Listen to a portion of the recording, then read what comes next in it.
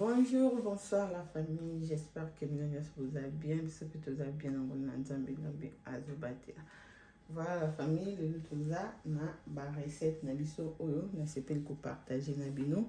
Voilà awa to lamba Nkovi na biso. To na Nkovi na biso. Yango to na ndembi na biso. Voilà. Awa to lamba poisson oyo ya rouge ezala mutu te. Et puis toza na soso na biso oyo eza Thompson ngamona filmaki yango. Voilà, et puis oyo eza mbisi na biso ya mboto yango na totia na Nkovi na biso. Voilà, et awa toza biloko na biso oyo tolambela nde na lakisi bino biloko mosusu place aotia ngo nano eza te, na olakisa bino nsima so tokomi na etape wana. Awa toza na mwamba, toza na tomate, toza na baassaisonnement na biso, toza na paprika, toza na soy sauce, toza na matungulu, toza na tangawizi, et puis toza na muscade, toza na besoin ya huile, toza na besoin biloko mosusu oyo na représente bino nsima. Voilà. Voilà la famille mpona obanda oyo eza mbisi na biso ya mboto. Naza linyuka na nga oyo eza ya sika na saleli te. Nafungoli mai na nga ya moto ya pompe mpona nga nettoyer mbisi na ngai. Voilà, tozo nettoyer bomoni ezalaki propre, mais po poso oyo ezalaka na sali te. Soki ozalaki osalela poso il faut toujours konika.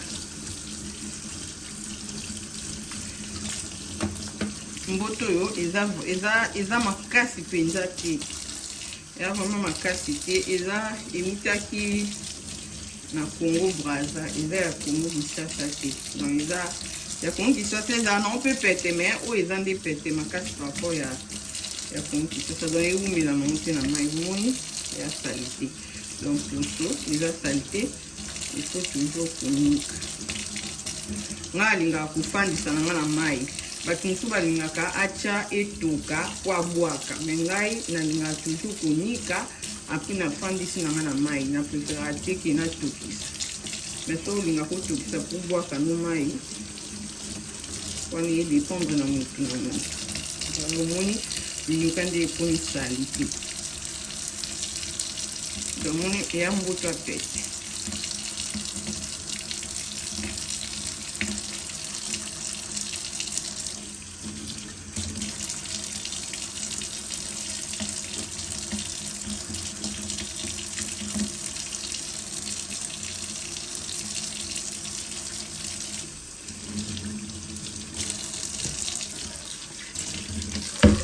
Après, on a sikoyo na mai.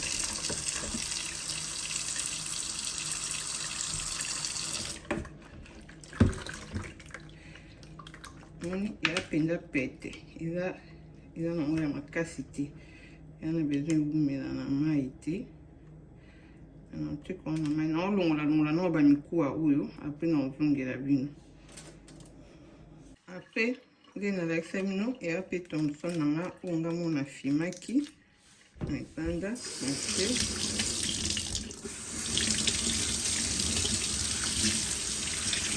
Napasa yango na mai ya moto.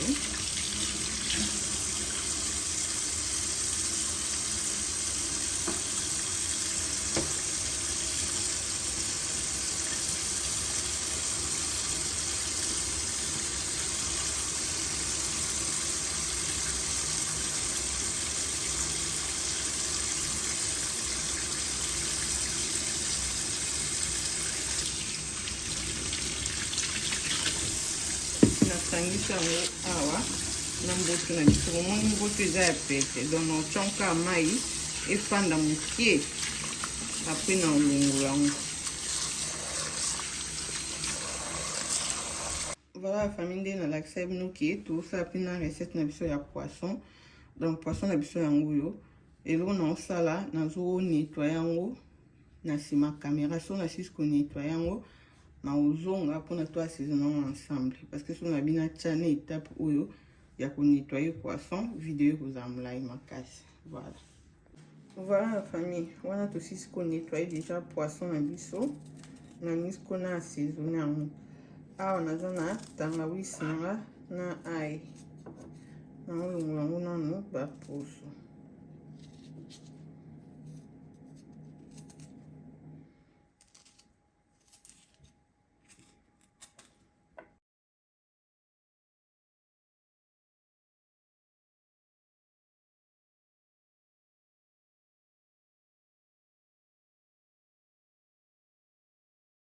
Voilà la famille, on a toujours tokati déjà tangawizi na biso na ail totia yango awa na kati. Voilà, après totia mwa munga moke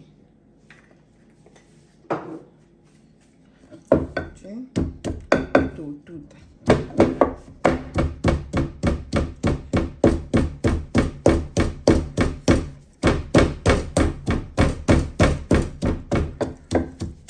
Voilà la famille, on a poisson na biso yango na déjà to nettoyaki ko tozo kwa assaisonner yango.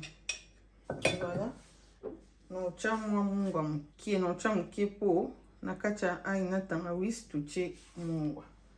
Voilà, assaisonnement na biso ya poisson.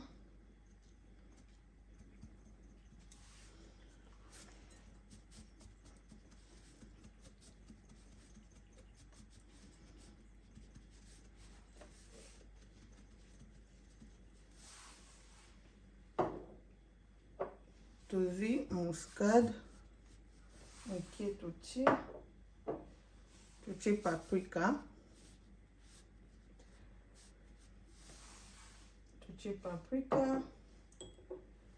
tozi soy sauce, totie. Après tokozwa ail na biso na tangawizi oyo totuti totie.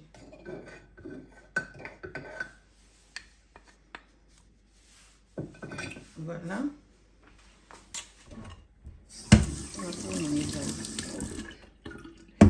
Après, c'est quoi? Tu peux mélanger. Non.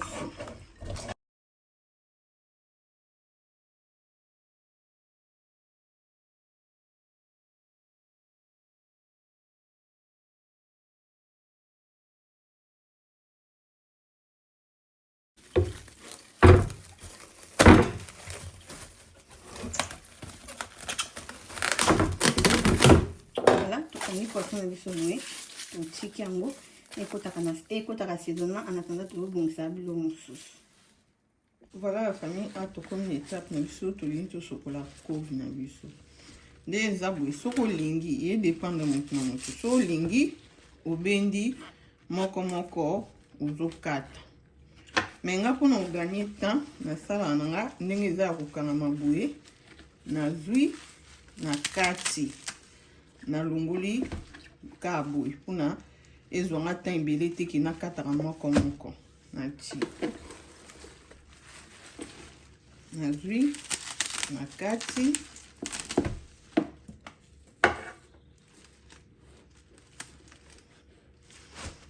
natie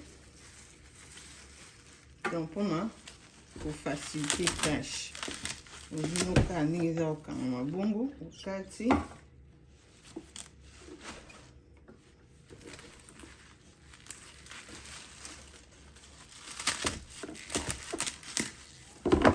Après sikoyo naosokola ngo eloko nasalaka ntango naosokola naosala boye naotala soki ndeti namoni nzete moko ya mwa molai elekaki na longoli po ndenge ezala ya kokangama bongo nyonso efandaka na mesure moko te. Donc naotala po namoni kaka nzete moko ya molai elekaki na longoli nanga. Voilà, naosokola ndunda nanga. So na sisi osokola ndunda apres na ozongela bino. Voilà famille, na sisi kosokola ndunda nanga oyo nasala nakata ndunda nanga. Yana bato mosusu bakata yango ndeti fumbwa, aozwa vraiment temps na ye akati oyo mike mike nde tifumba. Donc so olingi okata mike mike nde tifumba okati edépendre na yo moko.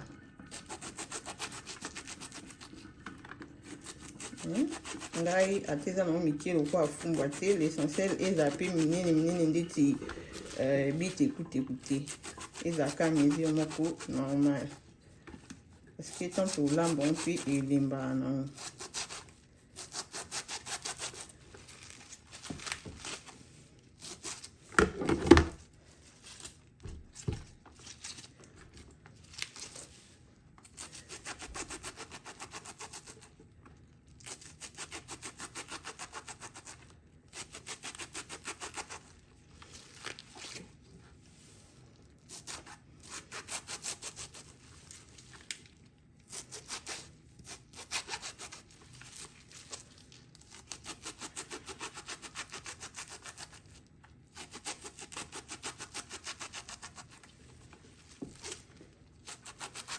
Voilà la famille, non si ça kokata ndunda nanga Nkovi na ngai après na ozongela bino.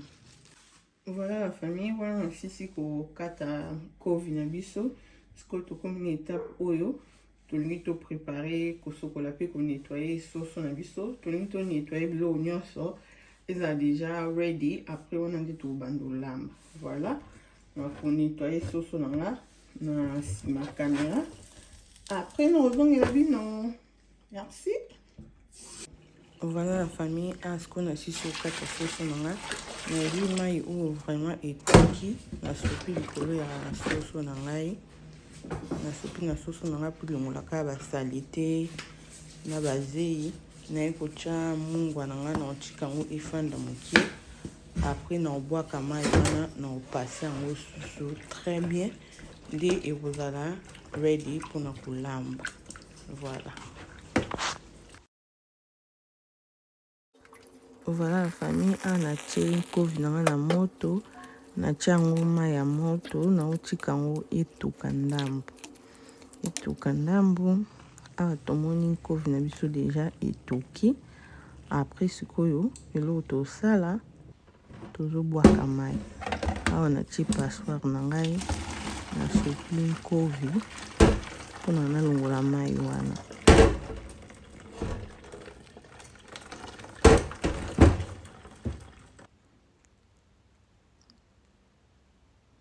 Après na fongoli mai ya mali. Voilà la famille, on a tout passé Nkovi na biso. Awa to préparaki matungulu ai na ndembi na biso. Tozozwa toyeka na kati ya ili na biso.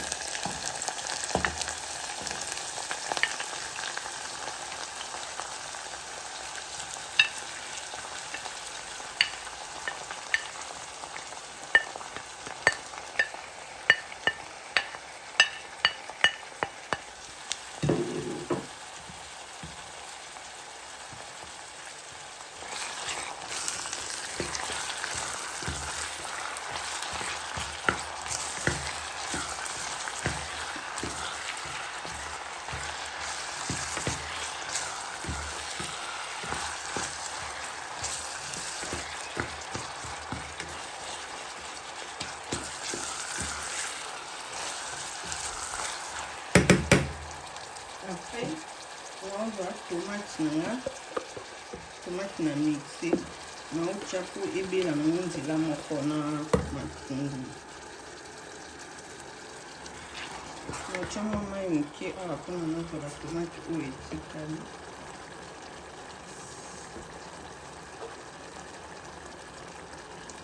On va récupérer la tomate mexicaine. Voilà. Okanga sauce na biso.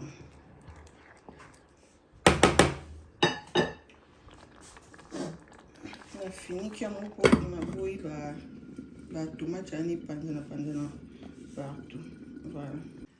Voilà la famille wana tozongi sauce na biso etoki ekalingani. Voilà.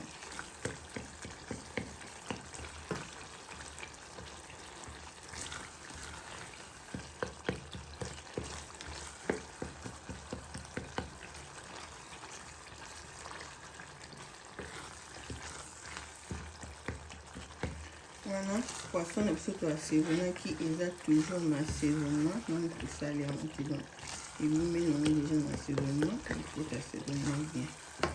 Voilà, wana sauce na biso ekomi na étape wana tozwa mwamba na biso.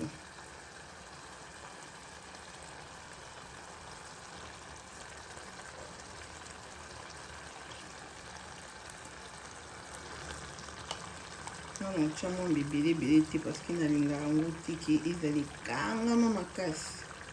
Mais yo sala ni on a des abonnés kangama makasi. Dès tu fumba ba Congo, tu prends la qui est un peu léger.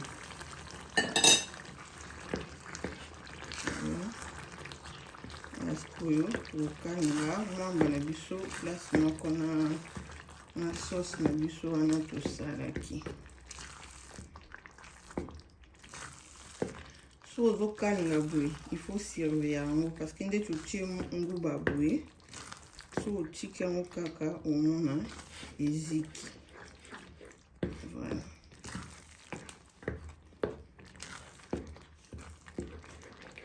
Na continue na okalinga na ezongela bino nsima. Voilà, on a mwamba na biso ekalingami.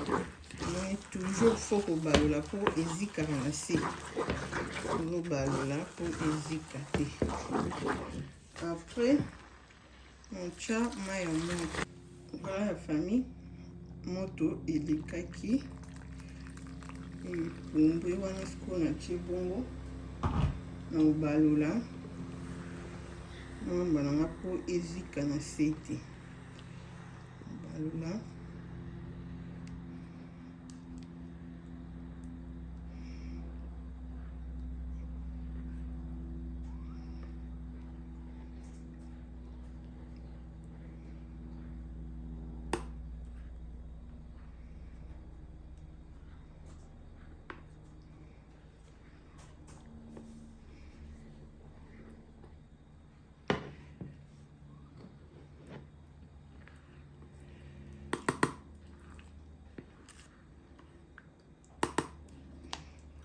Mambanga ebimi boye na finikango na boya panzana partout na finikango na tikango etuka ndambo après nde tolika na étape mosusu. Merci.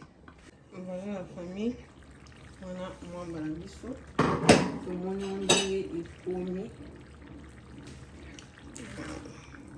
On va donc faire un boulot.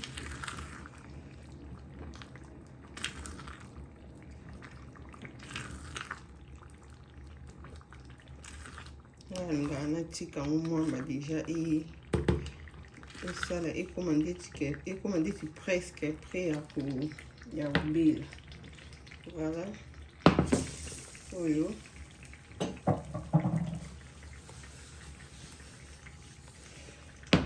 Nkovi na biso. Et tokaki fait déjà tout tobwaka mai nango yango siko tozwa mwamba na biso ata na nzungu tosopi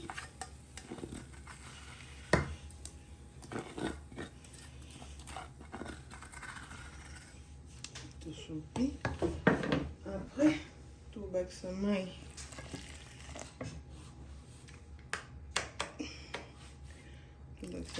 bakisa mai ebele te parce que mwamba déjà toki kovi mpe tokaki semena bakisa ndambu kina bakisa natie ebele mbala moko eyobima mai ndunda déjà elembi mais mai nano ezokauka te donc naotya ndambu so namoni ke nakomi nango su besoin ekekoki te nabakisi.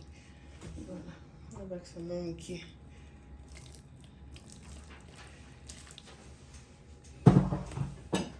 naskolo esali boye totiki yango etoka après tozonga. Merci.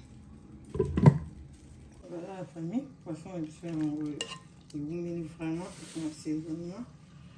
Mafuta na biso mpe totie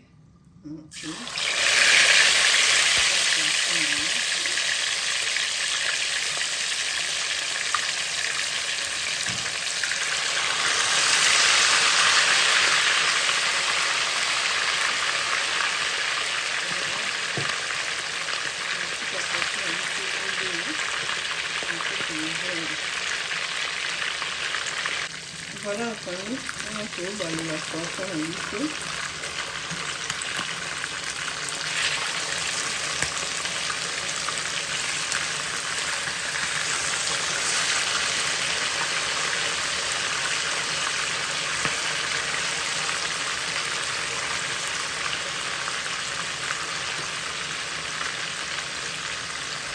Voilà la famille, awa, nitapo tokoni, ndula utilo kontinue kutoka nana baloli yango te.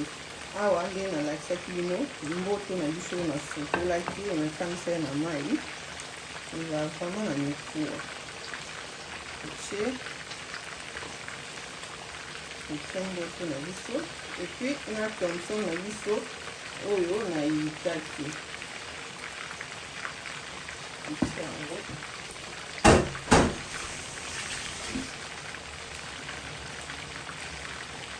Après, kotia mungwa na biso. Kotia mungwa. Après, assaisonnement na biso ya légumes.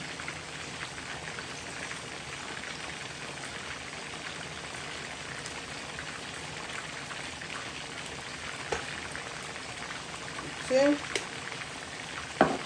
Après, tokofunika na biso mosunuku na biso.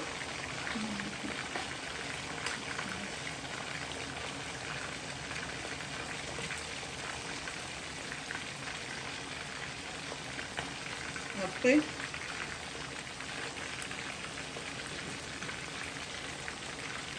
tofinika na biso mosunuku na biso tokotika yango ekontinue na kokoka. Après nde toya kobalola. Voilà. Je dis de ça. Voilà. On va faire poisson et puis on continue au calme. Voilà la famille. Voilà que ce qu'on a tout balola. On vient dans ma liste.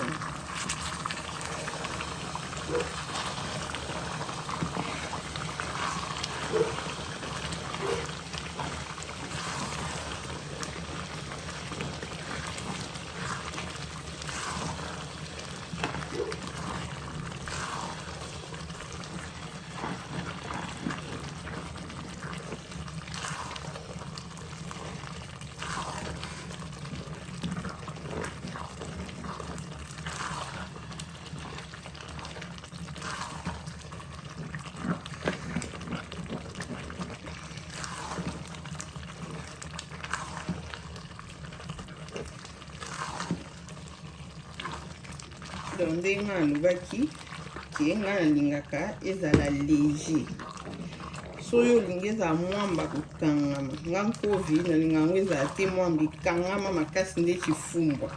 Mais soki olingi ezala vraiment mwamba ekangama makasi otie na ndenge olingelaka. Voilà, wana baloli Nkovi na nga sikoyo naotika yango naokitisa sikoyo moto po etoki vraiment ezwi déjà ntango na moto etoki. Juste ndeti nauti obalola yango naokitisa sikoyo moto po esangana bien. Après naokanga yango. Voilà, donc c'est bon. Nabakisa nanga mpe mai te eza déjà ça va. Naokitaka moto po nde nasangisa yango sikoyo esangana bien.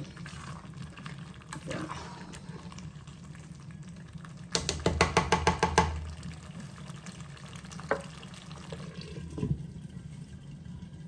Voilà la famille. Awa tomoni Nkovi na biso vraiment ebeli très bien. Mafuta emati likolo. Donc ekomi nango na suka. Voilà. Nkovi na biso yango oyo. Yango oyo. Donc c'est ça.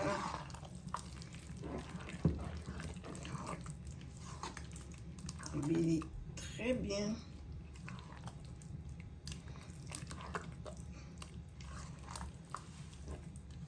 Etikali kaka présentation. Voilà famille, pour nous la recette na biso ya ya poisson. Poisson na biso déjà ebelaki a na kati juste matungulu na otia sikoyo mwa ndambo ya huile. Natie ndambo ya huile tozela yango ebanda okangama après nde toleka na étape mosusu. Voilà, donc toza pe na recette na biso ya soso oyo tomoni papa biso azosalela biso. Voilà, je crois que na séparer vidéo na tika vidéo ya Nkovi na ya Poisson place moko et puis ya soso na otiela bino yango sima parce que je crois que si on a tia yango nyonso misatu place moko ezala trop molai. Voilà, donc tozo continuer na matungulu na biso oyo totia likolo ya poisson. Merci. Voilà la famille. Matungulu na biso.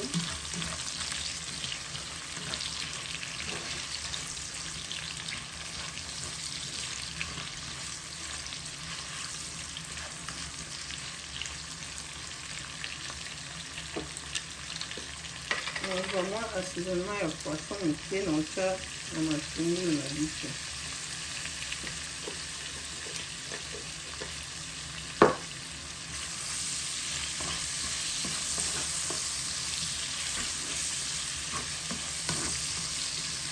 Après elongo na osala naozwa juste poisson na biso na otia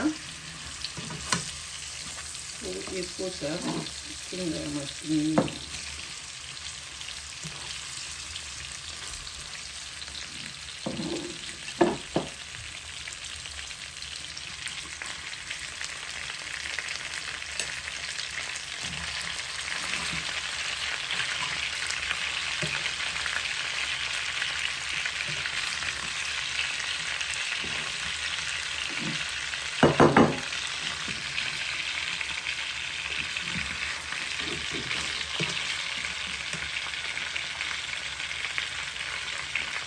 Tiens vraiment moto ya C parce que poisson na biso eza deya ya kobela, c'est juste sorry na vu moto na nga na kisi yango ti na 1 donc moto na nga makasi ya 6 na kisi yango na 1 po permettre ntunga ya matungulu wana ekota na kati ya poisson na nga après ezala yango c'est bon. Voilà, donc so olii mpe okozwa mwa jus de citron moke otie soko olia pilipili okozwa mwa jus de citron na mwa pilipili na yo otie ekota bien na kati ya poisson. Donc voilà, voilà ayo elo tosala tondozwa mwa huile boye tosopa na poisson po bakota likolo oyo mpe ezwa mchungu na matungulu bien, saveur ya matungulu bien. Voilà.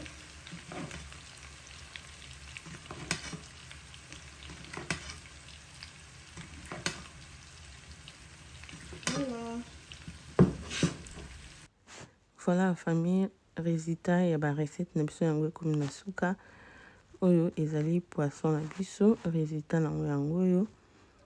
Et puis awa toza na Nkovi na biso, résultat nango yango oyo nde nayebisa bino. Soso na biso o papa biso azosalela biso recette ya soso ekota na video mosusu parce que video eza déjà molai, so tolobi totia na wana ekozala vraiment molai. Wana tokutani na mbala ya nsima, nzambe nalola abatela bino ba.